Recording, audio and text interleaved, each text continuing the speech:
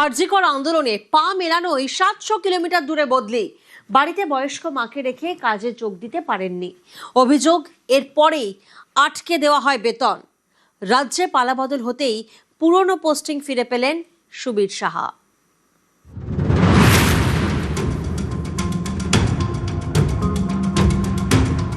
ইনি সুবীর সাহা, রাজ্য সরকারের গ্রুপ ডি কর্মী, বাড়ি হাওড়ায়, নবান্নের কাছেই।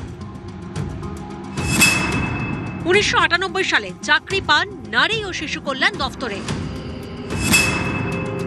পোস্টিং হয় হুগলি জেলারই ধরিয়াখালীতে। অভয়াকাণ্ডের প্রতিবাদে 2024 সালে নবান্ন অভিযান করে সংগ্রামী যৌথ মঞ্চ। সেই নবান্ন অভিযানে নেতৃত্ব দেন সুবীর সাহা। অভিযোগ, এরপরেই তাঁকে বদলি করে দেওয়া হয় দার্জিলিংয়ের সুখিয়াপোখরিতে।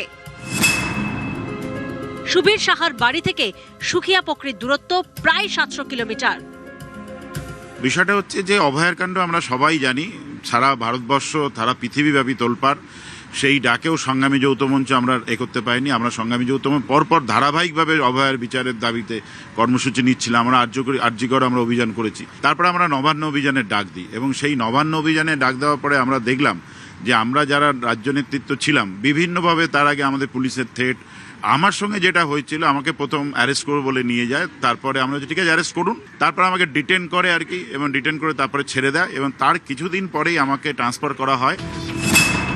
বাড়িতে অশীতিপর মা অসুস্থ, ফলে বদলির নোটিশ এলেও তিনি যাননি। জল গড়ায় আদালতে। অভিযোগ, 2 ধাপে বন্ধ করা হয় 6 মাসের বেতন। আমার যে সার্ভিস কন্ডিশন সেই অনুযায়ী আমাকে অত দূরে ট্রান্সফার করতে পারে না।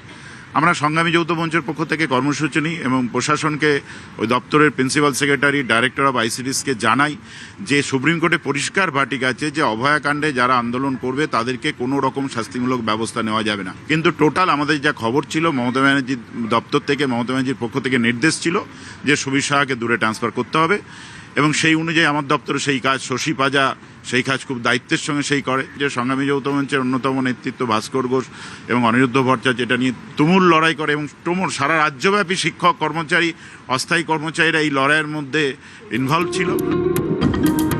সুবীর সাহার দাবি, এই ঘটনার কথা মুখ্যমন্ত্রী শুভেন্দু অধিকারীকে জানায় সংগ্রামী যৌথ মঞ্চ। এরপরই বদলির নির্দেশ বাতিল। ভাস্কর ঘোষ মুখ্যমন্ত্রীর সঙ্গে যোগাযোগ করে। কালকে আমরা মুখ্যমন্ত্রী প্রধান উপদেষ্টা সুব্রত গুপ্তর সঙ্গে এবং ওনার পার্সোনাল সেক্রেটারি, ওনার সঙ্গে আমাদের কথা হয়, ফিনান্স সেক্রেটারির সঙ্গে কথা হয়। দেন নবান্নের 14 তলা থেকে মাননীয় সুব্রত গুপ্ত আমাদের দপ্তরের যে প্রিন্সিপাল সেক্রেটারি মৌমিতা গোধারাকে ফোন করেন এবং বলেন যে সুবীর সাহা আইসিডিএস প্রজেক্টে আপনার ডিপার্টমেন্টের স্টাফ, ইমিডিয়েট ওনার এগেনস্টে যা ট্রান্সফারের আছে, যা কেস আছে, সমস্ত ওনাকে তুলে নিতে হবে। চিফ মিনিস্টার কিন্তু ইনস্ট্রাকশন দিয়েছে। 6 মাস সুবিধার বেতন বন্ধ ছিল, সেই বেতনও আমরা চাঁদা করে সুবিধাকে বেতন মিটিয়েছি, কিন্তু মাথা নত করতে দিইনি।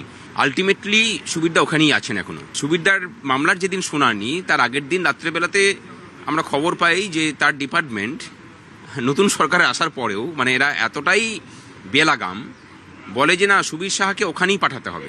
আমাদের দপ্তরের স্ট্যান্ড হচ্ছে এটাই, ট্রান্সফার মানে প্রত্যাহার হয়েছে। মানে এখানেও মুখ্যমন্ত্রীকে ধন্যবাদ। পালাবদলের এই সরকারে সদিচ্ছা দেখিয়েছে রাজ্য সরকার। তিনি ফিরে পেয়েছেন তার আগের জায়গায়, যেখানে তিনি চাকরি করতেন, সেই জায়গাতেই তার আবার পোস্টিং হয়েছে। খুশি সুবীরবাবু। ক্যামেরায় সনতের সঙ্গে সুদীপ্ত, নিউজ 18 বাংলা, কলকাতা।